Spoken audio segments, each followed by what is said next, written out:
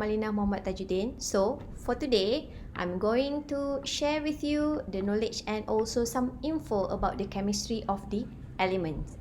So in this part 1, okay, we are going to discuss the outline for this part is to know the periodic classification of the elements. So here, this is the periodic classification of the elements. So we have here group 1A or known as group 1, group 2A known as group 2, the transition elements here, and then we have the P group here, we have group 17, we have group 18, and last but not least, we have lanthanide and also actinide. And then here we have the classification of the elements. Okay, so for the first one, group 1A and group 2A, this is where we have the S shape here, or S group. Okay, this is S.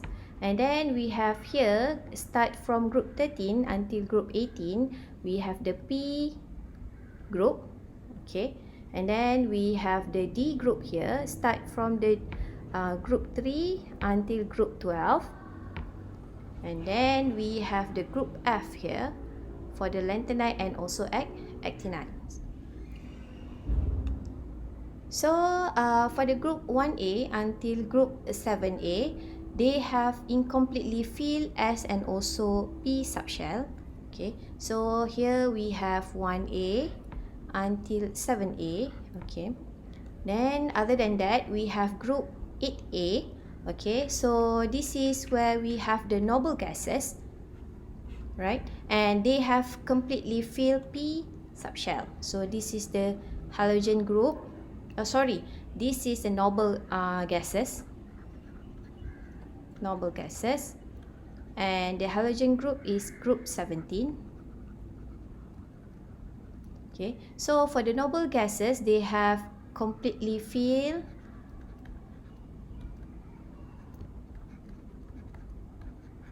P orbital. Okay, and then other than that, we have group 3B until 8B. This is known as the D block, or we call it as transition elements. Okay, so here we have incompletely filled D subshell. So these transition metals, usually they will produce cations.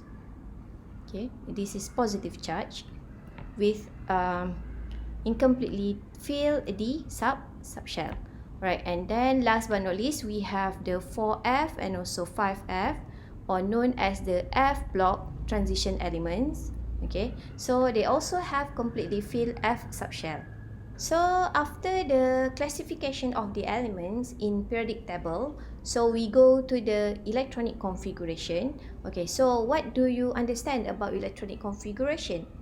It is actually an electronic arrangement described for each atom. So in this electronic configuration, okay, this is what you have learned during your matriculation and also Asasi. So we need to use 3 principles. Okay, so for the first one, this is what we call the Aufbau principle. That means the building up. Okay, so it is actually used together with the Hans rule and also Pauli exclusion principle. So let's look at these 3 principles. Okay, so for the first principle, Aufbau principle. So in this principle, you need to fill up the electrons, okay, based on the lowest energy orbital first, and then fill up to the higher energy orbitals. Okay, so in this here, in this principle, so how to fill up the electrons? Okay, you start with the 1s, and then followed by the 2s, and then we have 2p, all right, 3s, and then we have 3p, and then we have the 3d. Okay, after that we have 4s, and then followed by 4p, 4d, 4f, and so on. So how to fill up the electron? Okay, you need to start from the 1s.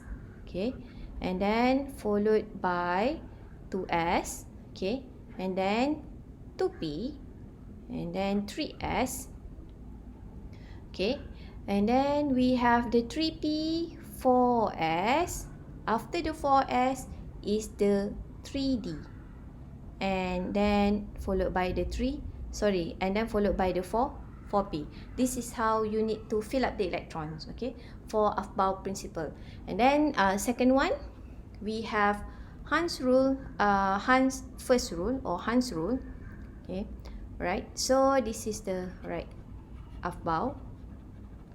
Alright, and then we have the Hans rule. So here the electrons actually occupy all the orbitals of a given subshell here singly before pairing begins. Okay, so for example, let's say I have 2p5. The orbital is 2p5.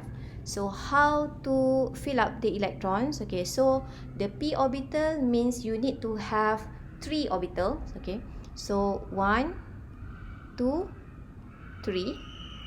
Okay, so we have S, P, D, and also F. So S equal to 1 orbital, P equals to 3 orbitals, okay, D 5 orbitals, and F is 7 orbitals. So let's say you have the 2p5. How to fill up this electron based on the Hans rule? Okay, so you need to fill up singly. Okay, right, so this is number 1, number 2, electron number 2, electron number 3, and then after that you need to pair up, okay, electron number 4, and last but not least electron number 5. Okay, this is how you fill up the electrons based on the Hans rule. And then last one, the third one, Pauli exclusion principle. Okay, so here based on the Pauli exclusion, there is no two electrons in the same atom may have the same set of quantum number. Right, so this is where, okay, the quantum number, this is where you need to give position of your electron. Okay, position of electron. Right. Okay, and then last one for this part 1. Okay, this is example for the condensed ground state electron configuration in the first 3 periods. Okay, this is based on the closest noble gases. Okay, as you can see here, for example, let me show you one example for beryllium. Okay, beryllium has 4 proton number. Okay, alright, so what happened here? So you need to write it down as 1s2 and then 2s2, right? Okay, so 1s2, okay, right, is actually equals to helium. Okay, so you can condense this electron configuration as helium and then 2s2. Alright, so this is the first example. Another example, let's say I have aluminium. Okay, aluminium is 13. Okay, so usually you write it down as 1s2, 2s2, 2p6, and then 6. This is 10, 3s2, 3p1. Okay, and then as you look at the neon here, this is actually the helium 2s2, 2p6. Helium is 1s2. Okay, and then we have here in aluminium, okay, in aluminium we have 1s2, 2s2, 2p6 equal to the neon. Okay, so this one equal to the neon, so you can simplify this one, neon, and then we have 3s2, 3p1. Okay, so let's check. So beryllium, helium, okay, and then 2s2, and aluminium here, neon, 3s2, 3p1. Okay, so for the first electron configuration here and here, we call it as expanded electron configuration. Okay, while for the second one, here and here, we call it as condensed ground state electron configuration. This is the last slide for this part 1.